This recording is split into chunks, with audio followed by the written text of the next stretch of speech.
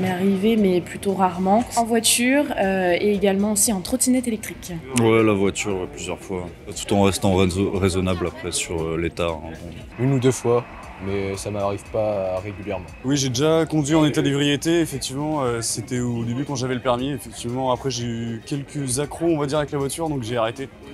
Et pour les substances, oui, je me suis fait justement suspendre le permis à cause de ça, donc toujours pareil, j'ai un peu arrêté à cause de ça. Oui, j'ai déjà pris la route en ayant consommé des substances ou de l'alcool en voiture, et du cannabis.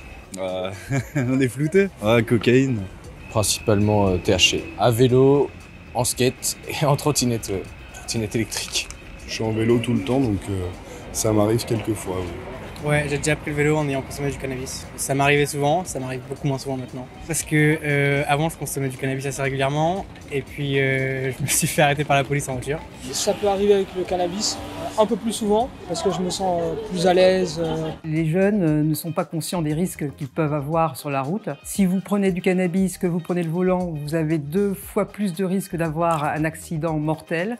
Si vous faites le combo cannabis ou autre substance et alcool, vous multipliez par 29 le risque d'accident mortel, ce qui est énorme. En plus, l'autre problème qui se pose, c'est qu'il y en a quelques-uns qui le disaient, ils utilisent des moyens comme le vélo, la trottinette, etc.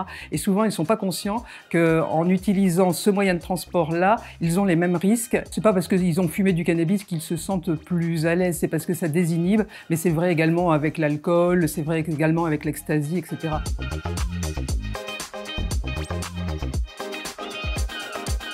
Oui, j'avais conscience de prendre un risque. Moi, au volant, non. Avec d'autres personnes, oui. Non, je me suis jamais senti en danger, à part de la parano, mais c'est tout. Ouais, j'avais conscience de prendre le risque, mais il fallait absolument que je rentre et c'était très bête de ma part. Non, quand j'étais au volant, j'ai pas forcément conscience du risque, parce qu'effectivement, c'était quelque chose que je faisais depuis un petit moment. Je sais que je peux être un peu dans un état second, donc je fais plus attention à ce que je fais, ouais.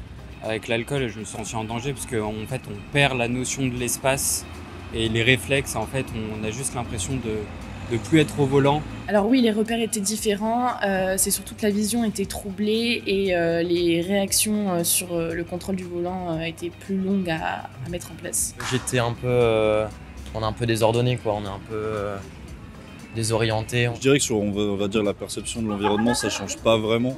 Ça change plus sur sa façon de conduire. Je dirais un peu plus d'agressivité peut-être au volant. Après, je vais pas faire la promo pour le cannabis, mais voilà, je donne mon avis, j'étais un peu plus vif, etc. Donc voilà.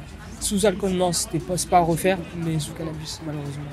Après, sous cannabis, franchement, j'ai pas ressenti vraiment de danger. Je me sens libre et je me sens invincible, quoi. Je sens que je suis moins alerte, mais du coup, je suis plus attentif. J'ai adapté ma conduite, j'ai essayé d'ouvrir les carreaux, mettre un peu de musique et enfin, ce qui fonctionne pas en fait. C'est les sensations qui vont être différentes. Sous coke, vous allez vous sentir surpuissant, vous allez même être un peu agressif, donc vous allez prendre le volant et avoir une conduite un peu plus agressive. Mais la dangerosité est la même que si vous prenez du cannabis où vous êtes plus cool, etc. C'est la même chose que si vous prenez de l'alcool où vous êtes désinhibé. C'est la même chose que si vous prenez de l'ecstasy où là, vous êtes plus serein, vous avez l'impression que vous maîtrisez mieux et que vous maîtrisez pas du tout si vous voulez. Mais pourtant, les effets sont les mêmes. Dans tous les cas, que ce soit cannabis, ecstasy, coke, alcool, vous avez une augmentation du temps de réflexe, vous percevez moins bien les choses qui vous entourent, vous prenez moins vite les bonnes décisions. D'une façon générale, ils l'ont tous ensemble plus ou moins bien repéré les effets en effet qu'on peut avoir quand on est sous l'emprise d'une substance, alcool ou autre. Par contre, il y en a un qui est complètement dans le déni, c'est la sensation qu'il ressent, mais on ne peut pas laisser dire que quand on est sous cannabis, on conduit mieux, ça c'est faux. On a juste cette impression.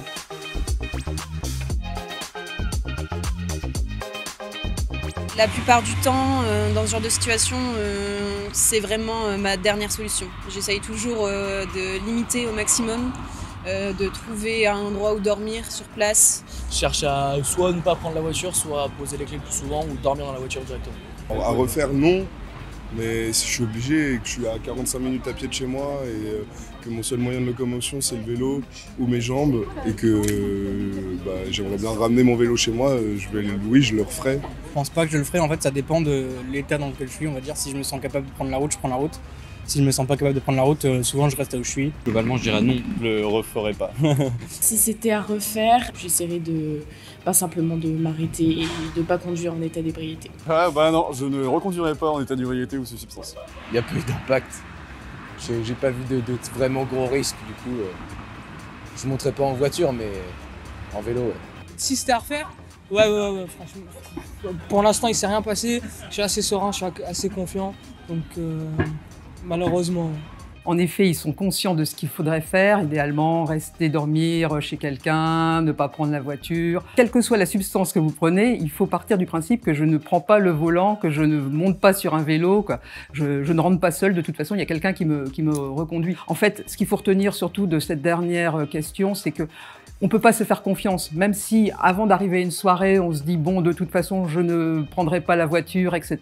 On peut pas se faire confiance une fois qu'on aura un peu d'alcool ou une substance dans l'organisme, on va plus analyser les choses de la même façon. Il faut vraiment nommer une personne de confiance qui sera un peu mon garde-fou parce que je ne peux pas me faire confiance. On ne peut pas laisser une personne qui prend quoi que ce soit se faire confiance.